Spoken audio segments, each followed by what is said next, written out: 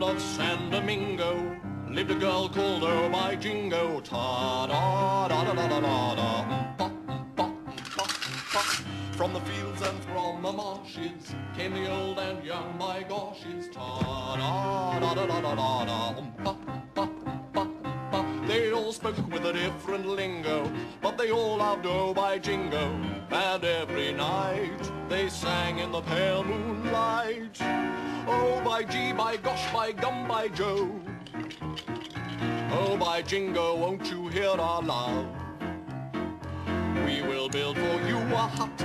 You will be our favorite nut. You'll have a lot of little Oh My Jingos, pink and white, just like flamingos. Oh, no, Jeeves, that bit where it goes ta-da-da-da-da-da-da-da-da-da. It sends shivers down my spine, Jeeves. Well, perhaps if you were to put your jacket on, you would feel the cold less keenly, isn't it? It has nothing to do with cold, Jeeves. Miss Stoker will be here at any moment, sir. I'm sure we wouldn't wish to be discovered in a state of undress. I do love these songs about foreign parts, Jeeves. You know, last year it was Indian Love Call and Nagasaki. I am particularly fond of sunny Havana, City of Light, sir.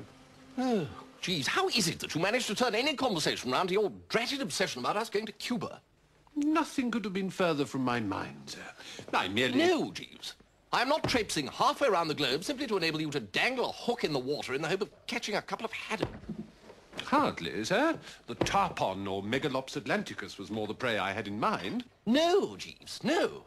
Content yourself with musical evocations of these places as I do. Oh, by gee, by gosh, by gum, by Jove. Oh, by Jingo, won't you hear our love? We will build for you a hut. You will be our favorite nut. We'll have a lot of little Oh, by Joveses. Dress them up in clogs and clotheses. Good afternoon, Miss Stoker. Good afternoon, Jeeves. Emerald, old thing. Hi, Bertie. I didn't know you were musical. Neither does Jeeves. Gargle? Oh, yes, please. So how are you, Emerald? How's the old art school? Pretty good. We're on vacation right now.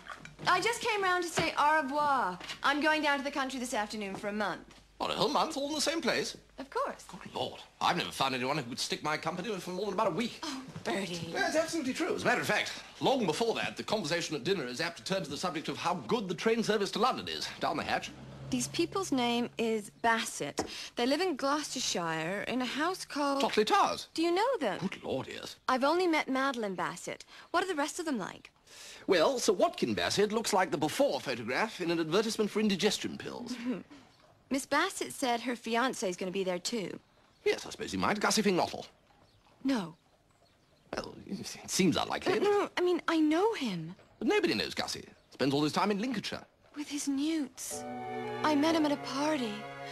I thought he was a lamb. No, I mean a fish. Looks like a halibut.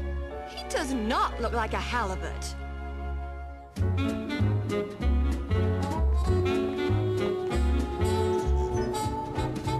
if there any mail, send it on to Totleigh Towers. What ho, Gussie? Oh, hello, Bertie.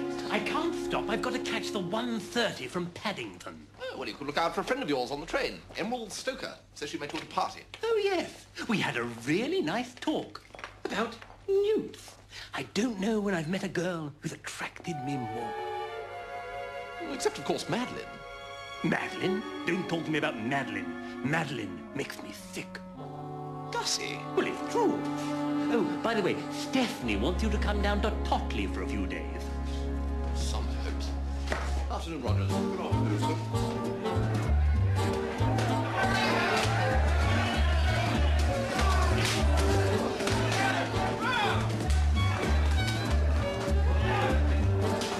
Usual, please, George.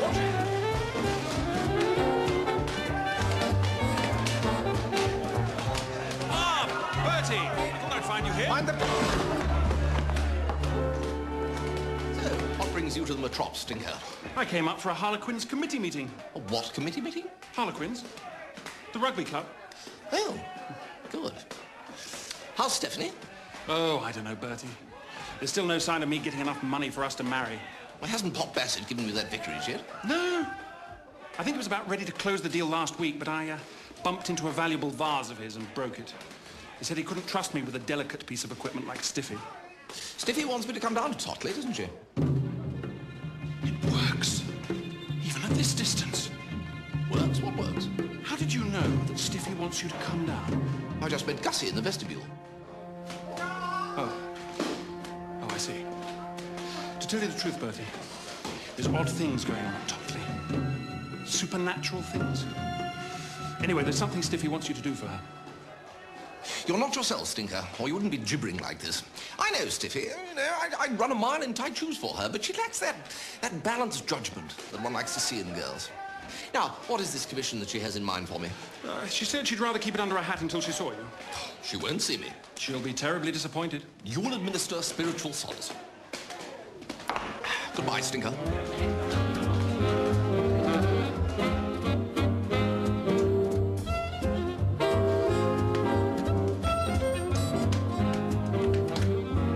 Good afternoon, sir. Your master is an extremely worried man, Jeeves. Sir? No, stop playing with the hat, Jeeves. I knew you wouldn't like it. No, not at all, sir. Oh, good heavens, it has its name printed on the inside. How convenient. The Alpine. Did you purchase the article in a shop, sir? Well, of course I bought it in a shop, Jeeves. A department store. Oh, I see, sir, yes. One reads about such places, of course. I was merely wondering whether they also stocked the leather trousering, which would undoubtedly set it off to full effect. Put the hat away, Jeeves.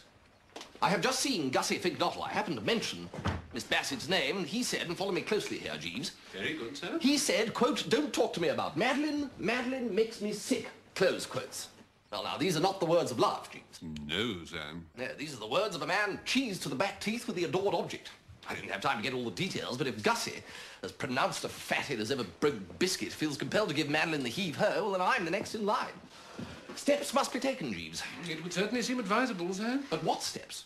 Perhaps a trip to Totleigh Towers is called for, sir. Ah, but there's another snag. Stiffy Bing has something she wants me to do for her.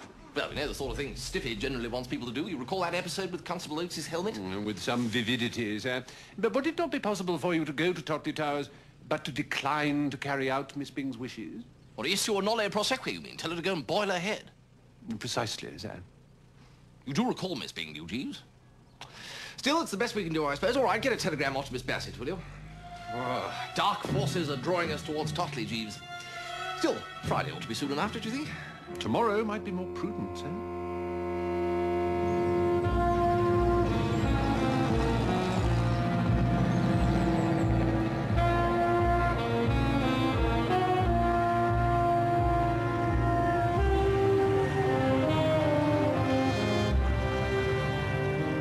Good afternoon, gentlemen. Good afternoon, Mr. Butterfield. Good afternoon, sir.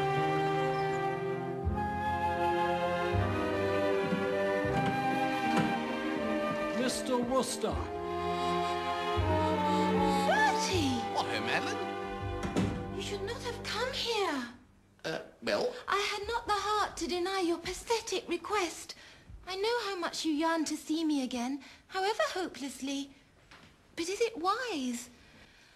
I love Augustus. Oh, well, that's absolutely... It makes me sad to think of your hopeless love, Bertie, like the moss and the star. But what can I do? Nothing at all. You carry on regardless. But it breaks my heart. No, look here, Madeline. Madeline, what's the matter? It's nothing, Roderick. Nothing.